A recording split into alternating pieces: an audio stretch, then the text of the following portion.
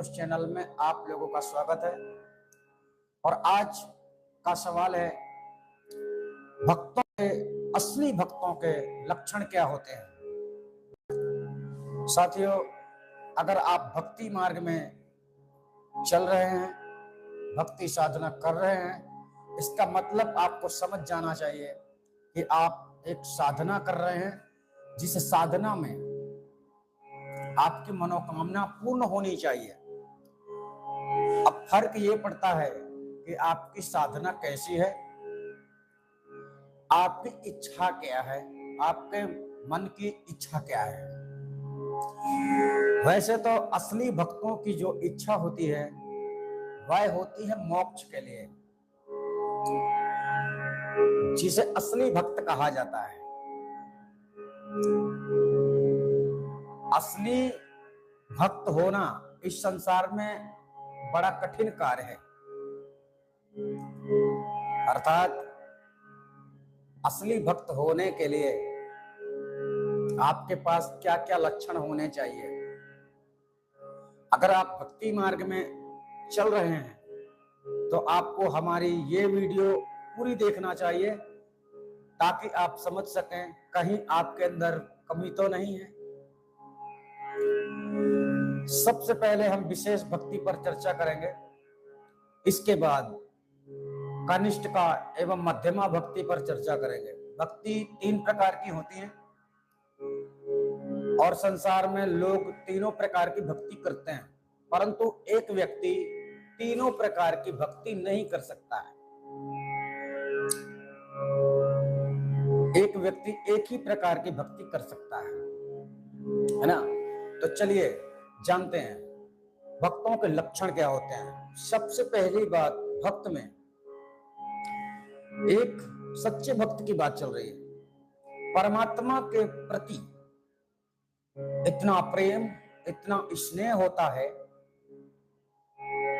कि वह भक्त परमात्मा के प्रेम में अंधा हो जाता है। यानी ऐसे व्यक्ति को आप झूठी आशा भी दे सकते हो और वह व्यक्ति परमात्मा के प्रेम में उस गलत मार्ग को भी सही मार्ग समझकर चलने लगता है।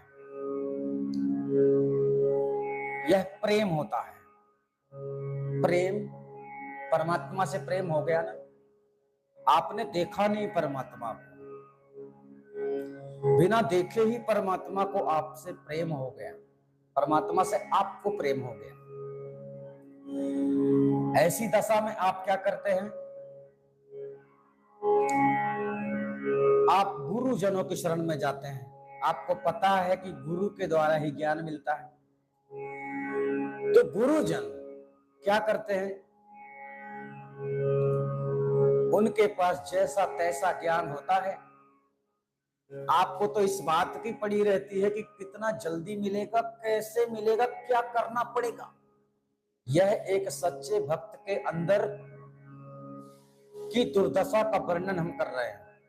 एक सच्चे भक्त के अंदर ऐसा होता है। क्या करना पड़ेगा, कैसे होगा, कौन बताएगा, परमात्मा कहाँ मिलेगा, कैसे मिलेगा। ये एक भक्त के अंदर प्रेम का लक्षण होता है। अर्थात एक सच्चे भक्त के लिए परमात्मा को पाने के लिए कुछ भी करना बड़ी बात नहीं है। वह कुछ भी कर सकता है। अगर उससे कहा जाए कि आप अपनी गर्दन काट दो तब परमात्मा मिलेंगे, तो एक सच्चा भक्त ऐसा भी कर सकता है। परंतु यहां आपको ऐसी गलत प्रेमियां नहीं करनी है कि परमात्मा कभी तुम्हारे गर्दन काटने से मिलेगा। यह ज्ञान है। ज्ञान से वंचित होने के कारण आप परमात्मा को भूल गए, परमात्मा से विमुख हो गए, और ज्ञान होने पर आप परमात्मा पर स्थित हो सकते हैं, परमात्मा को पा सकते हैं, परमात्मा को जान सकते हैं, पहचान सकते हैं ज्ञान होने पर। परमात्मा का इस शरीर से कोई संबंध नहीं है। परमात्मा का इस शरीर से कोई संबंध नहीं है। पहले तो ये समझना, हम ऐसा हमेशा क्यों बोल रहे हैं? हम ऐसा इसलिए बोल रहे हैं कि आप जितना भी शरीर से कर रहे हैं ना, परमात्मा को पाने के लिए, वह सब कुछ व्यर्थ है। चाहे आप मंत्र जप करो, चाहे ध्यान करो, पूजा पाठ करो, यज्ञ करो, भंडारा करो, दान करो, पुण्य करो, कुछ भी आप कर लो, उस परमात्मा को पाने के लिए ऐसा सब कुछ करना व्यर्थ है। क्यों? क्योंकि परमात्मा ना तो आपसे नाराज है और ना ही वो आपसे खुश होगा। तो ये सब दिखावा किस लिए? उसे इन चीजों की जरूरत ही नहीं है। वो तो ऐसा है कि तुम्हें भी अपने जैसा बना लेगा। तो कैसे बनोगे उसके जैसा? ज्ञान से। ज्ञान से। कौन से ज्ञान से? जब उसे जान लोगे तब समझ में आएगा उसे जल की जरूरत नहीं है, उसे अगरबत्ती दीपक की जरूरत नहीं है, उसके घर में अंधेला नहीं है, उसे भोग लगाने की जरूरत नहीं है, उसके लिए व्रत रहने की जरूरत नहीं है, उसके लिए चौका आरती ये सब कुछ करने की जरूरत नहीं है, उसके लिए मंत्र पढ़ने की जरूरत नहीं है। ऐसा तब समझेंगे आप जब परमात्मा को जान लेंगे। तो चलिए, पहली शाखा हमने आपको समझाया प्रेम। अब ये परमात्मा के प्रति जब आप लगाव रखते हैं तो आपके अंदर प्रेम उमड़ता है। आप अकेले में रोते हैं, आपको हर समय ऐसा लगता रहता है कौन मिल जाए, मुझे क्या बता दे तो मैं वैसा कर लूं तो परमात्मा मिल जाए। ये तो होती है एक सच्ची प्रीत परमात्मा से लगन के लिए, सच्चे भक्त के लिए। सदगुरु कबीर साहब ने इसी बात को समझाने के लिए कहा है, सत सुकृत सतनाम जगत जाने नहीं, बिना प्रेम प्रतीत कहा माने नहीं। अर्थात सत सुकृत सतनाम से परमात्मा के स्वरूप का की बात यहां पर आ गई है। सत सुकृत सतनाम यानी एक शुद्ध स्वरूप जो कभी अशुद्ध नहीं हो सकता। जैसे कभी कभी लोग कहते हैं ना कि नाम खंड हो गया, फिर से इसको शुद्ध करना पड़ेगा। परमात्मा का नाम ऐसा है जो कभी अशुद्ध होता ही नहीं, वह शुद्ध ही है। तो सत सुकृत सतनाम जगत जाने नहीं। सतनाम मतलब सच्चा नाम। अब यहां पर थोड़ा सा आपको समझना होगा, परमात्मा का सच्चा नाम, परमात्मा का सच्चा स्वरूप और परमात्मा का निज धाम एक ही है, अलग अलग नहीं है। अगर आपने परमात्मा का धाम यानी परमात्मा के ठहरने का स्थान जान लिया तो आपने परमात्मा को जान लिया। तुमने परमात्मा का नाम जान लिया तो तुमने परमात्मा को जान लिया। तुमने परमात्मा का रूप जान लिया, तुमने परमात्मा के बारे में सब जान लिया। कुछ ऐसी बातें हैं। तो सत सुकृत सतनाम जगत जाने नहीं है। संसार के लोग उस परम तत्व को नहीं जानते। बिना प्रेम प्रतीत कहा माने नहीं। अगर आपको हमसे प्रेम होगा, अगर आपको हमसे प्रेम है ना, तो आप हमारी हर बात को मान लेंगे, चाहे हम झूठ ही बोले। लेकिन अच्छा तो यही है कि हम झूठ बोलना सीखे नहीं और झूठी बात किसी को बतलाते नहीं। तो अगर प्रेम ऐसा ही हो रहा है, किसी को किसी आदमी से प्रेम हो जा रहा है, किसी को किसी आदमी से, ऐसी दशा में आदमी पागल हो जाता है। ऐसे लोग ज्ञान को समझते ही नहीं। आपको प्रेम हो गया तो ऐसा प्रेम अगर तुम्हें सच्चे सदगुरु से हो जाता है तो आपका जीवन संवर जाएगा। और अगर झूठे लोग, पाखंडी लोग, आडंबरी लोगों से अगर आपका प्रेम हो जाता है तो आडंबर में उलझाकर आपके जीवन को नष्ट कर देने का कार्य ये पाखंडी लोग करेंगे। पाखंडी लोग वही हैं जो परमात्मा को नहीं जानते, चर्चा करते हैं बस परमात्मा की। यहाँ लिखा है, वहां लिखा है, ऐसा लिखा है, वैसा लिखा, उसने कहा, उसने कहा। खुद का इनके पास कुछ भी अनुभव नहीं होता है। खुद का कोई ज्ञान नहीं होता, इनके प्रमाण सारे ग्रंथ ही होते हैं, जिसमें कितना सत्य है और कितना असत्य है, इस बात से ये बहुत दूर होते हैं। तो इसीलिए साहब ने कहा, समुझी न परल राम की कहानी, निर्बक दूध की सरबक पानी।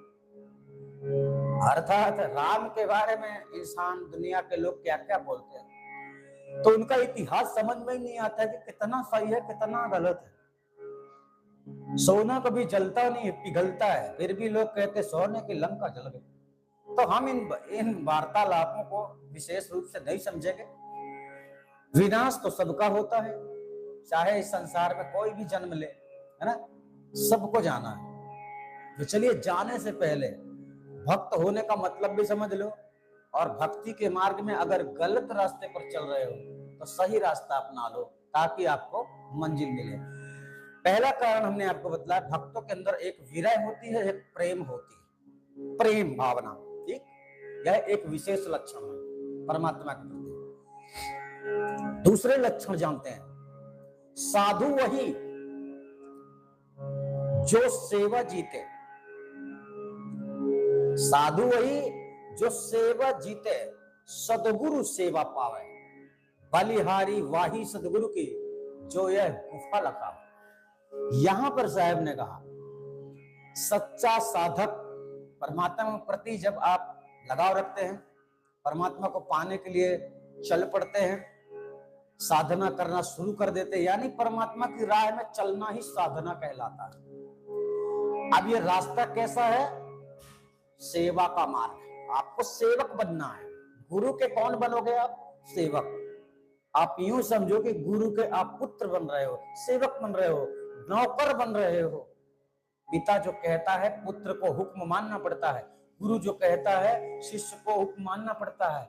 इसी प्रकार कोई सेठ होता है जो आपको पेमेंट करता है, उसके बताए कार्य करने पड़ते हैं। तो आपको क्या बनना है? सेवक। तो सेवा से आपको गुरु को जीत लेना है। अब गुरु को जीतने का मतलब, सेवा का मतलब, सेवा का मतलब होता है गुरु की आज्ञा का पालन करना। सेवा वही, साधु वही जो सेवा जीते। ऐसा हम क्यों कह रहे हैं? हम कह नहीं रहे हैं, जो जिस रास्ते से चलकर आता है उसे उस रास्ते का पूर्ण अनुभव होता है। और आप भी पहली बार चल रहे हैं तो आपको भी पता नहीं है कि सामने किस प्रकार की विपदाएं आ सकती हैं, हम किस किस समस्या में पड़ सकते हैं, यह आपको पता नहीं है। लेकिन जो गुरु होता है, जो सदगुरु होता है, वह भी इस प्रकार भट्ठी में तपने के बाद ही इस मैदान में आता है। यह एक प्रकार का जंगी युद्ध मैदान है। सत्संग करना सरल बात नहीं है। अब देखिए ना, मीडिया में आप देखिए, कोई किसी को झुठला रहा है, कोई किसी को झुठला रहा है, इन्हीं की लड़ाई चल रही है। लोग हमको तक झुठला रहे हैं, दुनिया की बात क्या करें। मतलब झूठे लोग ही हमको झुठलाने का प्रयास कर रहे हैं। परंतु हम हकीकत बताएं, आप जितनी वीडियो देखेंगे, जहां से भी देखेंगे, जहां पर समझ में ना आए वहां पर हमको पूछना, हम तत्काल तुम्हें वही बात दोहराएंगे। और अगर हमें परमिट मिले कि इन सब ज्ञानियों को पकड़ो जो गलत कर रहे हैं, तो इनको हम ज्यादा नहीं कहते, 2 लाइन के अंदर ही पकड़ लेंगे, चाहे ये किसी भी वाणी को बोल दें। इनको कबीर वाणी का भी भान नहीं है, कोई भी वाणी ये बोल दे, 2 लाइन में ही पकड़ लेंगे इनको। आप ज्यादा तो नहीं कहते हैं, इसलिए कह रहे हैं कि जानने वाला जानता है। तो दूसरा कारण क्या है? सेवा। अब आपको सेवा के मार्ग से चलना है। सेवा की भावना जब आपके अंदर होती, भक्तों के अंदर सेवा की भावना होती है। अगर आप उनके घर जाओगे तो वह आपका भगवान समझकर, भगवान के जैसे ईश्वर समझकर आपका सम्मान करेंगे, आपकी सेवा करेंगे। जैसा वो कर सकते हैं वह पूर्ण कोशिश करेंगे। ये भक्त के लक्षण होते हैं। साधु संतों की सेवा करेंगे, चाहे वो नौटंकी बात साधु क्यों ना हो।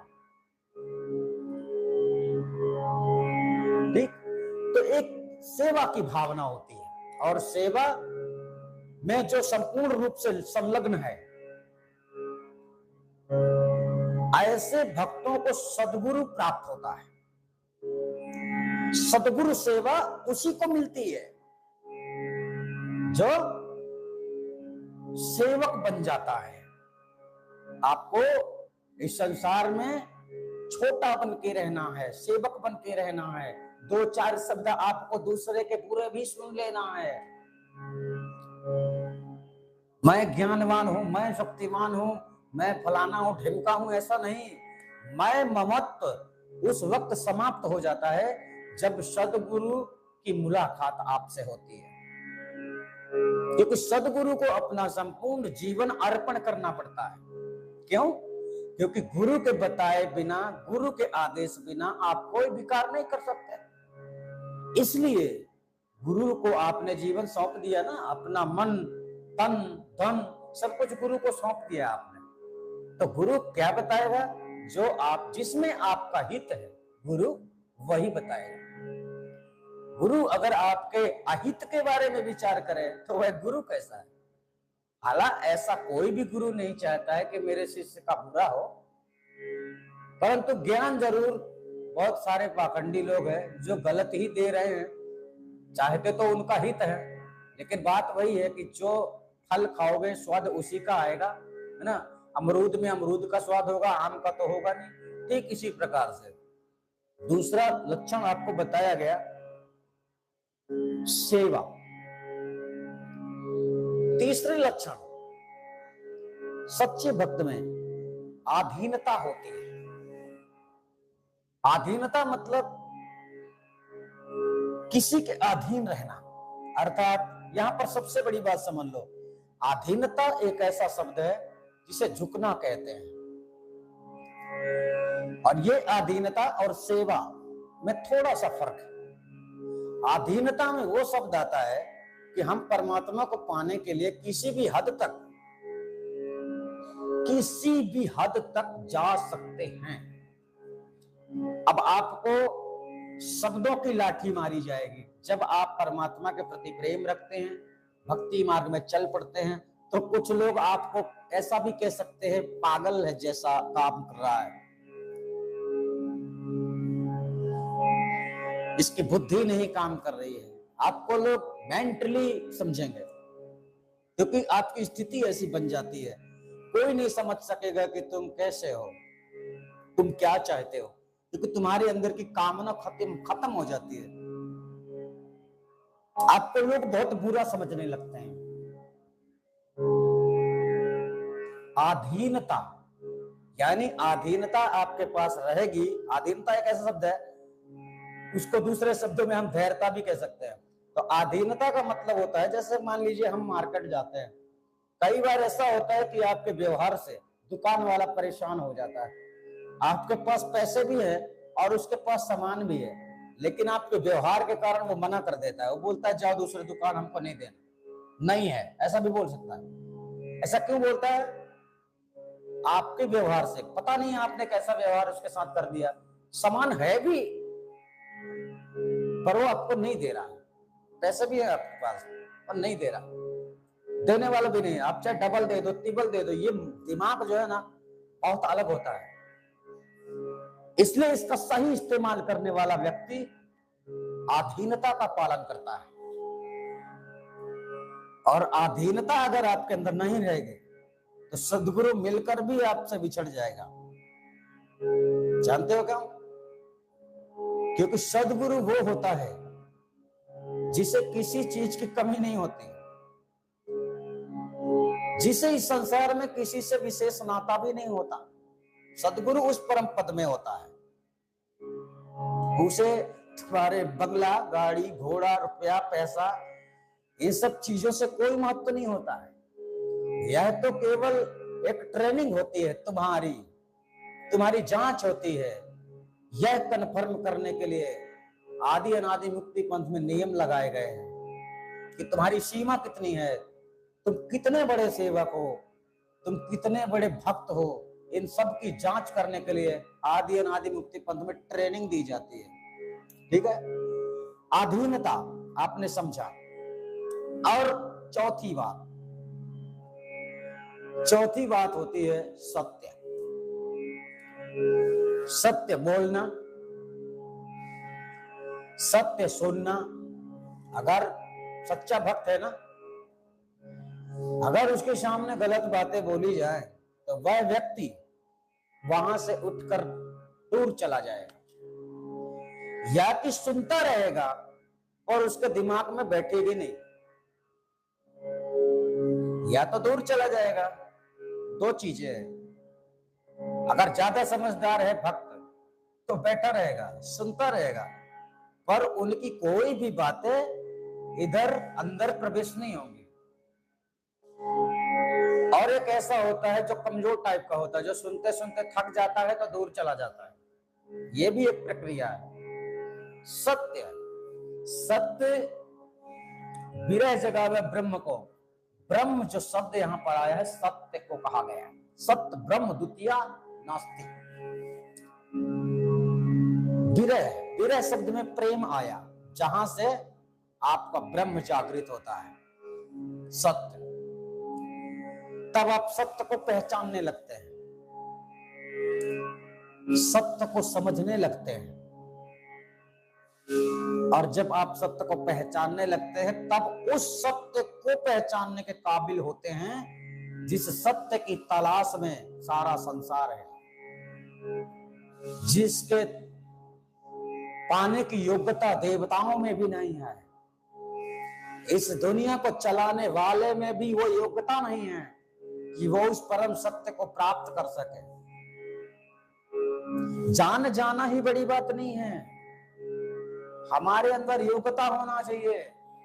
आपको हाथ में तलवार दे दी जाए, चलाना नहीं आता, मैदान में उतर जाओ तो पता चले वो तलवार तुम्हारे ही मौत का कारण बन जाए। इसलिए किसी भी विद्या को सीखने के लिए गुरु का परामर्श लेना बहुत जरूरी होता है। और बिना गुरु के अगर आप भक्ति कर रहे हैं तो आप भक्त नहीं हैं, ये भी जानना बहुत जरूरी है। आपकी कोई भी भक्ति स्वीकार नहीं होती है, आप चाहे पूरा जीवन भक्ति करें। क्योंकि जब आप गुरु बनाते हैं ना, तो गुरु आपसे दक्षिणा में कुछ लेता है। अगैरा बगैरा साधु महात्मा जो दान मांगने के लिए घर में आते हैं, उनको दान दे देना दक्षिणा नहीं माना जाता। जब गुरु से कोई ज्ञान लेते हैं और गुरु को उसके बदले कोई दक्षिणा देते हैं, वह होती है दक्षिणा। तो मतलब कहने का है, आप चाहे छोटे हों या बड़े हों या बुजुर्ग हो, बहुत सारे ऐसे लोग हैं जो कहते हैं हमने अभी तक गुरु ही नहीं बनाया, और ऐसे लोग भी बोलते हैं कि मैं परमात्मा का पूर्ण अनुभव कर रहा हूं। परमात्मा अनुभव में कभी नहीं आ सकता जब तक परमात्मा को जानोगे नहीं। कल ही हमने पिछली वीडियो में बताया है, परमात्मा का अनुभव एवं परमात्मा का महसूस तब तक नहीं किया जा सकता जब तक परमात्मा को जानोगे नहीं। ठीक है, तो आपने समझा, ये हुई उत्तम भक्ति की मर्यादा, उत्तम भक्ति के मार्ग होते हैं। अब दूसरा आता है मध्यम भक्ति। ये उत्तम भक्ति से नीचे है। मध्यम भक्ति में इस संसार में प्रचलित देवी देवताओं को माना जाता है, जिनमें लोग लगन लगाते हैं मंत्रों के द्वारा।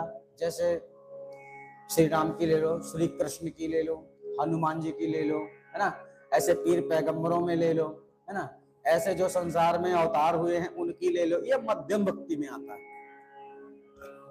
इनमें भी जो विधान ग्रंथों के माध्यम से दिए गए हैं, उन्हीं विधान संविधान का पालन करते हुए लोग भक्ति करते हैं, तो इसमें मोक्ष का तो कोई रास्ता ही नहीं है।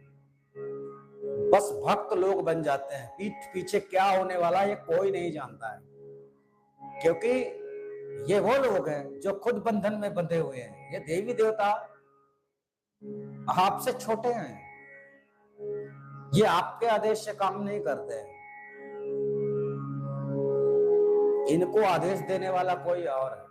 फर्क इतना है कि ऐसा सिस्टम संसार का बनाया गया है, आपकी उतनी बड़ी इच्छा हो ही नहीं सकती है। एक देवी देवता के लिए धन धान से संपन्न कर देना, आपके तबीयत सही कर देना, आपका घाव भर देना, ये कोई बड़ी बात नहीं है देवी देवताओं के लिए, समझे। परंतु उनको मनुष्य रूप धारण करना बहुत बड़ी बात है। चमत्कार करना अलग है, लेकिन मनुष्य के रूप में जन्म लेना यह दुर्लभ कार्य है देवी देवताओं के लिए। और मनुष्य का शरीर धारण किए बिना कोई परमात्मा की भक्ति प्राप्त नहीं कर सकता, ना तो उसे मोक्ष मिल सकता। यह समझना जरूरी है, ठीक है। तो आपने यहाँ पर 4 बातें समझी। सत्य बोलना, सत्य सुनना, सत्य को स्वीकार करना। दुनिया भर में लोग सत्संग कर रहे हैं, आपको सत्संग सुन के मान नहीं लेना, डायरेक्ट उस पर विचार करना है, विचार मंथन करना, और उसमें से आपने अगर वास्तविक रस निकाल लिया तो आप सत्यगामी हैं, सत्य मार्गी हैं, आप सतलोक जाने के काबिल हैं, ठीक है। तो आपने इस वीडियो में समझा भक्तों के कुछ विशेष लक्षण। और देखिए कनिष्ठ का भक्ति में क्या आता है, जो तंत्र मंत्र करते हैं, मंत्र को जागृत करते हैं। कोई बुखार ज्वर की तंत्र मंत्र से झाड़ा फूंका कर रहा है, कोई भूत प्रेत भगा रहा है, ऐसे नाना प्रकार के जो तंत्र मंत्र से क्रिया करने वाले काम होते हैं, ये कनिष्ठ का भक्ति भी सबसे छोटी भक्ति आती है। उससे बड़ी मध्यमा भक्ति, और उससे भी बड़ी उत्तम भक्ति। भक्ति 3 प्रकार की होती है, तीनों में नियम होते हैं, तीनों में नियम होते हैं। जो नीचे मध्यम भक्ति का जो भक्ति है, इसमें क्रोध होता है, इसमें प्रेम नहीं होता, इसमें अहंकार और क्रोध होता है, ध्यान रखना चाहिए। जानते हो क्यों? क्योंकि मध्यम भक्ति में बहुत जटिल साधना होती है, बहुत कठिन साधना होती है, वज्र का पाठ लगाना, है ना। ये जो जैन मार्गी में होता है लुंचन, वे लोग अपने शरीर के रोम को उखाड़ते हैं, कितना तकलीफ होता होगा रोम को उखाड़ते। तो ये मध्यम भक्ति में आता है, नहीं बड़ी कष्टदायक साधना होती है, फिर भी अंतिम चरण में मोक्ष नहीं मिलता, क्योंकि मोक्ष का मार्ग ही नहीं पकड़े तो मोक्ष मिलेगा कहां से। और कनिष्ठ का भक्ति में तो मौत भी हो जाती है। तंत्र मंत्र का मामला है, तंत्र मंत्र में होता क्या है, साधना काल में कोई आसुरी शक्ति आती है, अगर आप डर गए और भाग गए तो आप गए काम से, ऐसा होता है। ये प्रैक्टिकली बतला रहे हैं, क्योंकि हम इस मार्ग से निकल चुके हैं, और हमने जब सत्य को जाना, और ये तो सब हमारे साथ बहुत कुछ अनजाने में हुआ है, जो कुछ हमें यकीन ही नहीं होता था कि ये सही है कि नहीं, है ना। तो ये इस रास्ते से गुजरे हुए हैं। कनिष्ठ का भक्ति में मृत्यु तक हो जाती है, लोग सिद्धियां जागृत करते हैं, कोई भूत प्रेत जागृत कर रहा है, कोई कुछ जागृत कर रहा है। तो ऐसी अवस्था में अगर वो डर गया और डर के भागा, अगर भागा तो गया, उसका तो फिर शरीर भी नहीं मिलता, उसको शरीर समेत ही ले जाते हैं वो। इसी दुनिया में जहां आप रह रहे ना, इधर ही कई दुनिया है।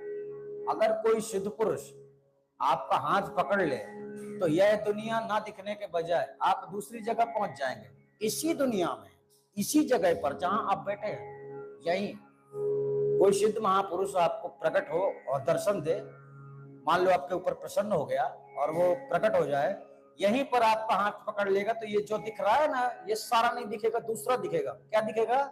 जिस दुनिया में वो है। ऐसा हम पूरी गुजरी हुई बातें बतला रहे हैं, ऐसा नहीं है कि हम हवा में बातें कर रहे हैं। यहीं पर कई दुनिया है, कम से कम नहीं तो इसी मृत्यु लोक में न जाने कितने प्रकार की आत्माएं रहती हैं। अब 5 तत्व शरीर तो केवल मनुष्य का ही होता है, उसके बाद सब में कोई ना कोई कमी होती है। यानी मनुष्य जितने प्राणी जीव दिख रहे हैं, जितने देखने में आपको आ रहे हैं, ये सब 5 तत्व के हैं, और बाकी में तत्वों की कमी है। समझ गए? तो ठीक है, यहाँ पर मेन वस्तु हमको बतलाना था कि भक्तों के लक्षण क्या होते हैं। तो भक्तों के लक्षण के विषय में आपने जाना, और भी अगर समझ में नहीं आता है तो आप हमसे सवाल कर सकते हैं व्हाट्सएप में, हम आपको जवाब देने का प्रयास करेंगे। तो हम आपसे फिर मिलेंगे, तब तक के लिए धन्यवाद। आप सभी अपना ख्याल रखना। नमस्कार।